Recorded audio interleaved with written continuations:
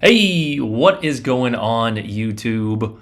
Aaron here. We are back, ladies and gentlemen. Hope you guys are having a fantastic week leading up to Christmas here. And we've got a fun one for you guys here in today's video. I absolutely love this cruiser, if it wasn't already evident enough. I think it is a perfect addition to Legendary tier. It's broken up a little bit of the staleness of the game for me. Now, granted, I have been playing Legends even less and less, but every time I log on, I want to play this ship. Now we're going to do things slightly different for this video. We've already, of course, done our first look, but this was kind of one of our first true banger games. And also a shout out to this Gearing yes girl who actually ended up coming into my chat after this game, because it was kind of a clutch finish here that you guys will see towards the end. And also a huge shout out to the enemy fail division, putting in tier 7 Iowa into this legendary tier game. But pay attention to our positioning, and we're going to talk about strategy and things like that throughout this video. Now, of course, Epicenter being Epicenter, and we talked about it so many times in the past, our destroyer did a fantastic job of not giving up that initial epicenter and kind of hovering around the central caps to give us a little bit of those advantages. As you can actually see, the enemy destroyer went, strong into the epicenter early on. And we're just kind of taking this slow out here on the flank. We're trying to get some angles and see what spawns in front of us here, and that is when we notice the enemy defense. We switch to the AP thinking that he's going to be broadside, and he actually was. Unfortunately, he goes behind that island here, and that is when we're, just kind of out here spotted. And while this ship is very tanky, you do not want to be in this position very often. Now, of course, we do have our smokes, and that is a perfect situation that we can get away from, except we are within our smoke firing penalty. The ship has a 10-kilometer, I believe it is, 10 or 11-kilometer smoke firing penalty. So while you do have those smokes to be able to disengage, if you put yourself in kind of an ill-advised position such as we do here, you're either going to want to stop shooting so you can utilize your smoke. As you guys see, our ring went down, and that is when we can get back in our smoke, or just make sure you are angling your armor belt. As you can see there, we took a pretty hard chunk right on the nose and got smashed for 11,000 damage right through the front. But a very accurate salvo on that Kleber. Even with the AP, we still managed to take a beautiful chunk off of him. And I will give a little bit of credit to our battleships. As you can see, they are engaging that Kleber as he rounded the corner and was detected. As we have always said, anytime a destroyer is spotted, as we get a few shells or one shell connected there and 2 incapacitations. And if you're puzzled by that, the shell, the HE shell, has a characteristic of splash damage, so you can actually miss the target but still get a defend ribbon or a reset of the cap and or an incapacitation medal. So if you're ever confused by that, well, now you know. Now, I'm not going to lie, this is not the perfect textbook positioning. Ideally, I'd want to be just a little bit wider, but considering I was solo and I wasn't 100% sure what my teammates were going to do on Epicenter here, I wanted to stay a little bit close just in case we had to potentially contest that cap or what have you. Our destroyers, like I mentioned, actually did a pretty decent job. One of them has already managed to eliminate one of the other enemy destroyers, and that is when we noticed Inawami B charging through the center of the cap here to get his torpedoes off. We take a pretty nice aim shot with our AP there. However, that Gearing had some pretty nice torpedoes lined up and manages to get the elimination and in turn clear out the center cap for him to cap. So a perfect textbook example of not being overly aggressive in a destroyer. If you actually paid attention to the Gearing's positioning on the minimap, he was able to get that center cap, not right away, but allowing the enemy to make a few mistakes and then, of course, eliminate them and then get the center cap. So just a great example of what to do with, an aggressive enemy when trying to take that center cap, on Epicenter, or even, this applies to domination as well. But now that we have some decent cap control that we are gaining, we are taking this wide flank out here. This kind of defensive position is excellent for these British heavy cruisers and a good majority of battleships even. Your armor is fully angled, and we are able to get all guns on target while dishing out the maximum DPM and just setting a bunch of different fires there.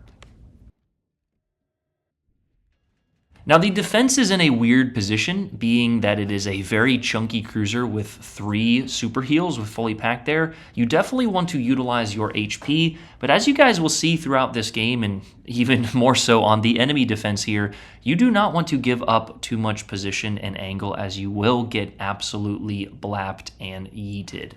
So finding that middle ground of trying to, of course, give up a little bit of, attracted damage and HP to the enemy while trying to save your teammates, but also not giving up too much. Again, I use the analogy of going to the bar.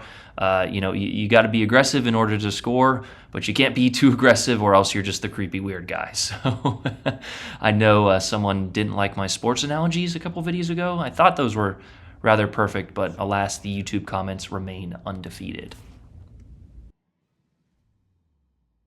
Once again, this is probably not the ideal textbook positioning. We are pretty wide out here, but we do actually have 3 or 4 ships that we have to deal with. Our team hasn't done the absolute best job of utilizing their HP appropriately. If you actually look at the clock, we just hit the 6-minute mark, or 5.5, if you will. And we lost 3 battleships and a cruiser. Now, granted, different things will happen. It's going to be like that, especially around the holidays. Kids off of school, adults with more time off even. Honestly, I think I'd rather have the kids on my team sometimes. But in terms of repositioning here, I'm just trying to make sure that that enemy defense is not pushing into us. And if we can draw and kite these enemies out while maintaining control of the epicenter, we are actually going to win this game, as we actually ping some support to the center gearing there while, trying, he did, like I said, did a fantastic job of gaining center cap control. The good news is our team did a pretty decent job of taking some shots off of that Kleber, as my capture cards seemed to momentarily fuck up here, as we got a little nice little blurb screen and a flash to the past of old old Aaron streams there. But now that we have repositioned here, we have pretty good access to the broadsides of this defense, the Napoli, and even that Yamato out there. And here is why I don't think the defense will ever be getting nerfed. I have no idea what this guy was doing, but this is a perfect example of a tale of 2 different ships and players, right? It doesn't matter how good the ship is, how good the commander is, as I said in a different video where someone had another intelligent comment. We angled there. We do take a good chunk, but this defense in 2 salvos has managed to lose about 50 to 60k worth of health, and he's honestly a little bit lucky that RNG did not give me the full goose here. But sailing broadside in the defense to battleships, cruisers, even certain destroyers that Elbing and Schultz come to mind at appropriate ranges, you are going to be getting absolutely destroyed. This is a perfect example of it. So we do appreciate those players who keep the lights on, with buying out the campaigns, and we also appreciate the XP and the damage there. So a huge shout out to that guy. I appreciate the paid actors. I'll make sure to send a few dollars from the paid actor budget over there. But with a few quick eliminations, we have now turned the tide in our favor. So once again, it goes back to positioning, knowing the capabilities of your ship, and just performing in the given circumstances. We didn't push in too aggressively, but we did just enough to attract a little bit of damage.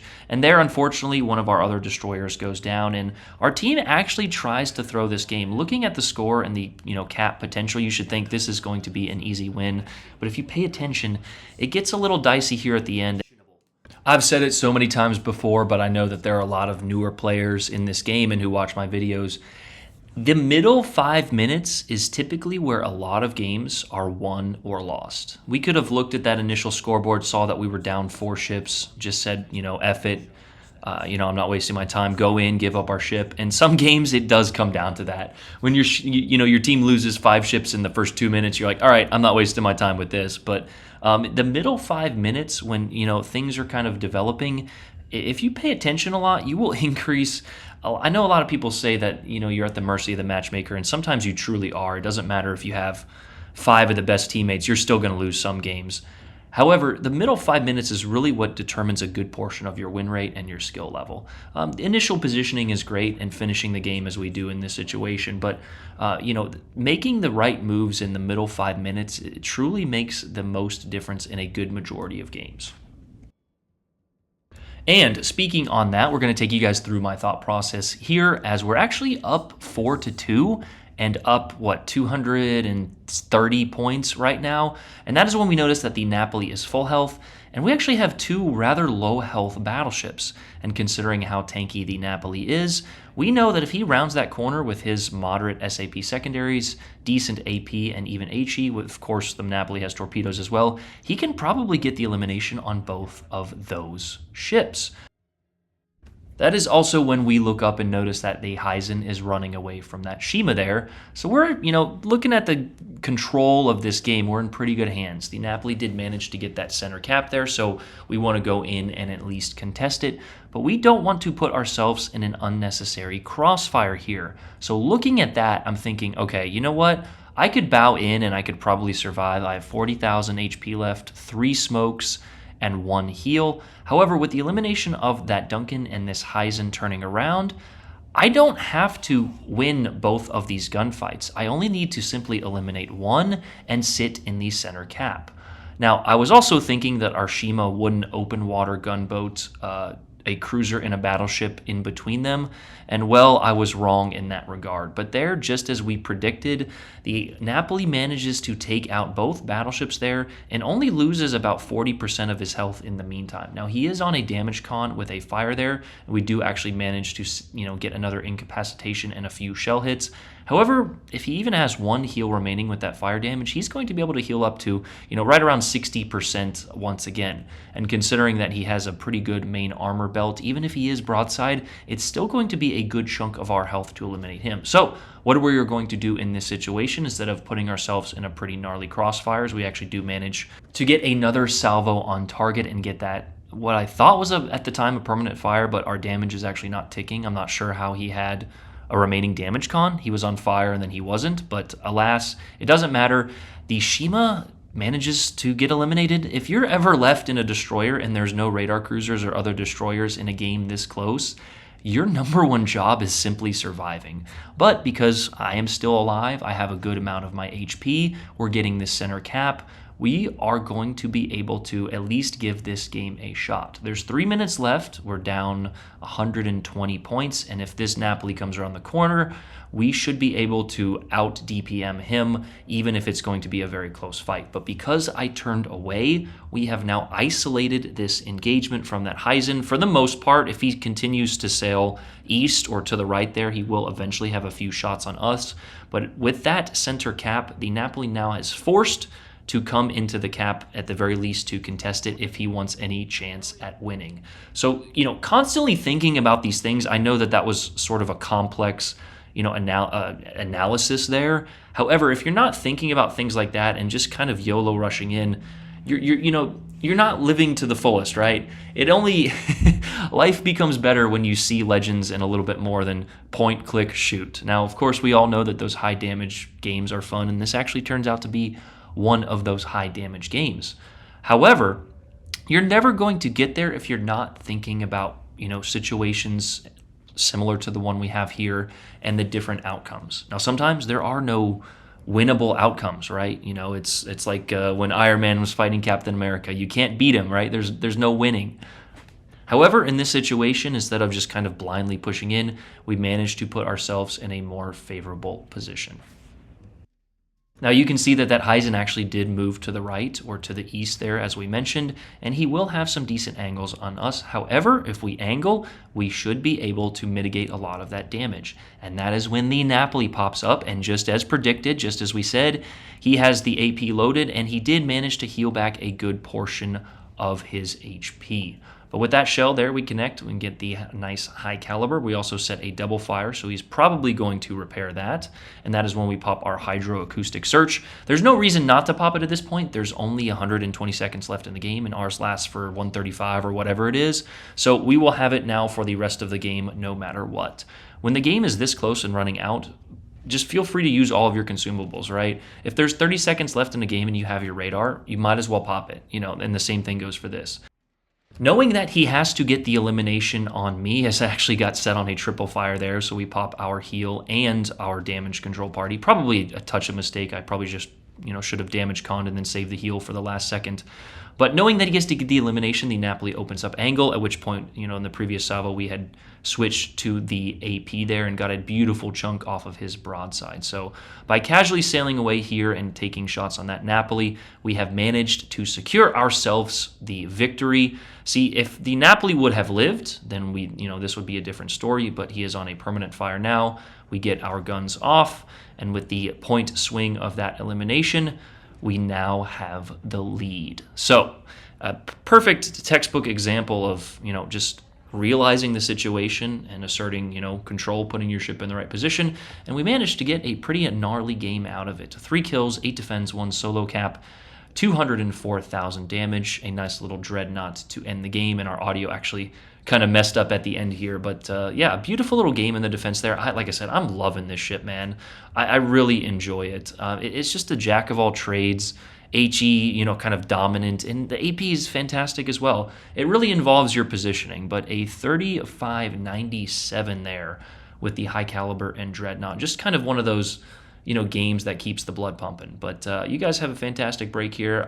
My family's in town, so we may not be streaming as much, but I've got a few more crates to give away, so make sure you don't miss those streams. I love you guys. Let me know what you think of the defense, and let me know what other ships we need to cover next. So everyone have a great holiday break here. Merry Christmas if I don't see you or you don't hear from me until then. Love you guys. I'm out. Peace.